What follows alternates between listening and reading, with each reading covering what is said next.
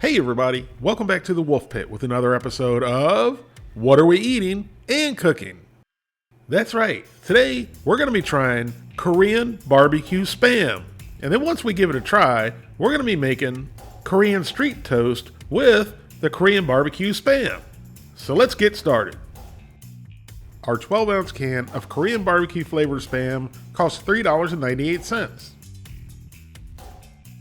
Here's a list of ingredients.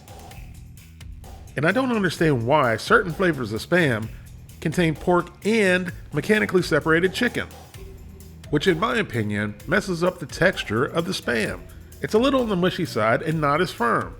I just don't understand the reasoning why they have to add chicken and certain different flavors of spam versus the normal pork and ham.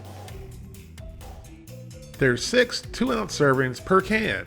Each serving has 180 calories, 16 grams of total fat, 6 grams of saturated fat, no trans fat, 40 milligrams of cholesterol, 600 milligrams of sodium, 3 grams of carbohydrates, no fiber, 3 grams of sugars, and 7 grams of protein. Now let's get our Korean barbecue flavored spam out of the can.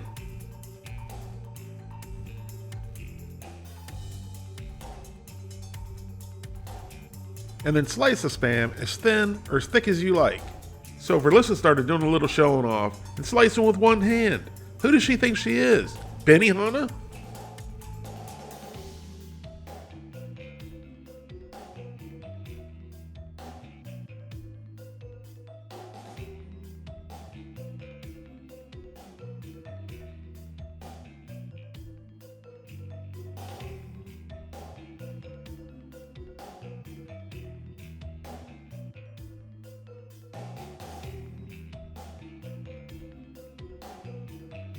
So she sliced up a piece of our Korean barbecue flavored spam for us to try. So into the old pie hole and down the gullet it went. First of all, the flavor was fantastic. As for the texture of the Korean barbecue flavored spam, it sucked. It was mushy and a little bit mealy right out of the can. Hormel, if you're listening, please stop putting chicken in spam. Start making all flavors of spam like the original spam with all pork. Spam with pork is what fed soldiers to win wars, not spam with chicken. Now after we sliced up our ham, we set aside 4 pieces for our sandwiches. And then we diced up the rest to make spam crack like you've seen me do before. Now we have our skillet over medium-high heat and added just a little bit of oil. And I already know I'm going to get comments about my nonstick pan being all scratched up. I'm willing to accept any kind of donations you have on unscratched nonstick pan. I'll leave my information in the description box of this video. Next, we added the Korean barbecue flavored spam to our skillet. Once everything's in the pan, you just want to mix it up and let it start to brown. Once your spam has reached the perfect brownification, now normally I would say once your spam has reached the perfect crispification, you can add the brown sugar. But for some reason, this spam would not crisp up. This is almost 12 minutes that I've been cooking it. So without it being crispy, once your spam has reached the perfect brownification, add your brown sugar.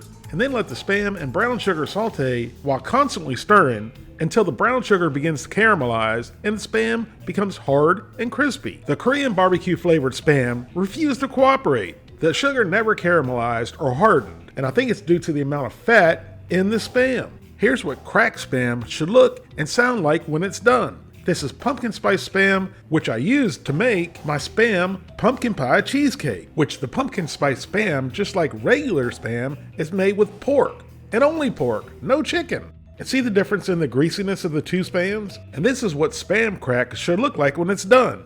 And this is what it should sound like. Alright, enough talking about spam crack. Pretty soon, the ATF's gonna be knocking on my door. So now, let's make our Korean street toast. We've whipped up 3 eggs with a knife. Doesn't everyone use a knife to whip their eggs?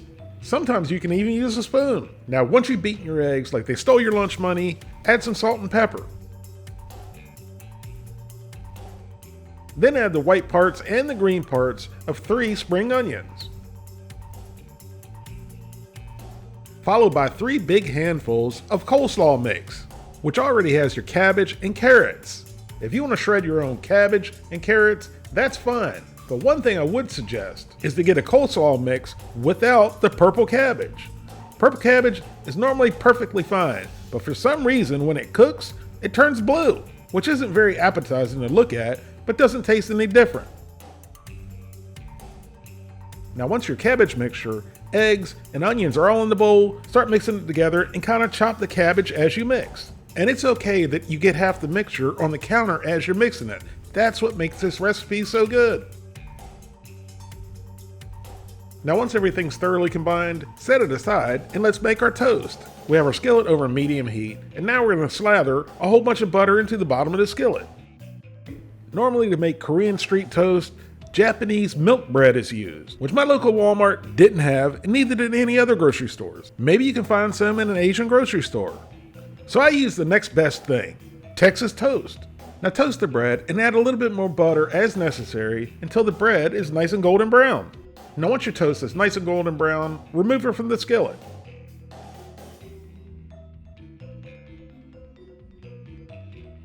And then give the same skillet a good lather in a butter. And I've increased my heat to medium high to hopefully get a little bit of crust on this Spam. And then add the 4 slices of Spam that we set aside at the beginning of the video. And then let the Spam cook for 4 to 5 minutes per side.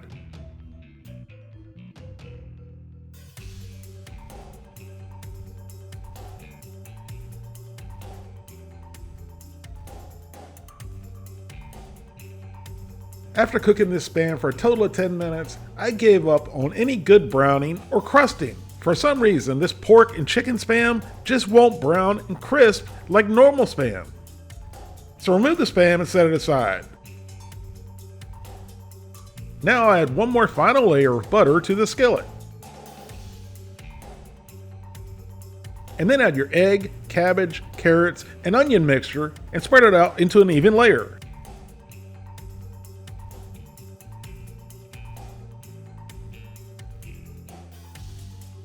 And then cut down the middle and start to shape it like a square.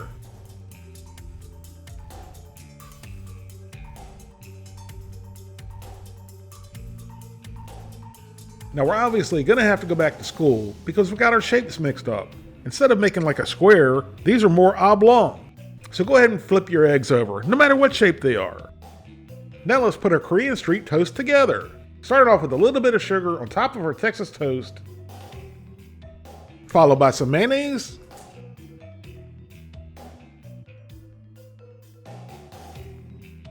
American cheese,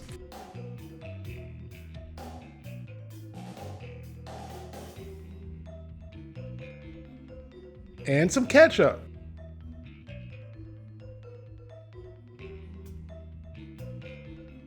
And then add the egg and cabbage mixture,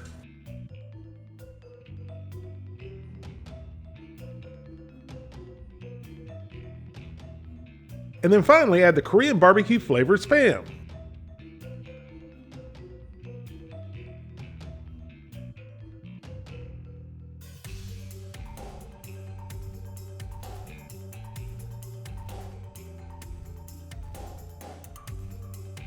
And now let's cut one of these monstrosities in half to give it a try. And there you have it, Korean street toast with Korean barbecue flavored Spam. And it certainly looks pretty darn good from here. So let's put it into my pie hole and swallow it down the gullet and see what it tastes like. And let me tell you, I've watched video after video of Korean street vendors make Korean street toast probably 1,000 times, and I drooled at every video. But today, I got to try it for real, and it was absolutely as delicious as I thought it would be. I know that mayonnaise, ketchup, and sugar are a weird combination on a sandwich, but the mayonnaise added a nice creamy richness, and the ketchup and sugar added a nice sweetness to balance out the sourness from the cabbage. But to be honest, the cabbage was cooked down enough to where it actually started to become sweet on its own. And the American cheese, although not real cheese, added a nice another layer of creaminess. The Texas toast worked absolutely perfect. It was nice and sturdy, held together for this behemoth of a sandwich. Now for the Korean barbecue flavored Spam. Flavor-wise, it was absolutely delicious. Texture-wise, it sucked. It had the texture and consistency of tofu. I like tofu, I just don't like my meat having the texture of tofu. If you've never had Korean street toast, I would highly recommend you give it a try sometime. Thank you all very much for watching. Please don't forget to like this video and subscribe, and I'll see you soon.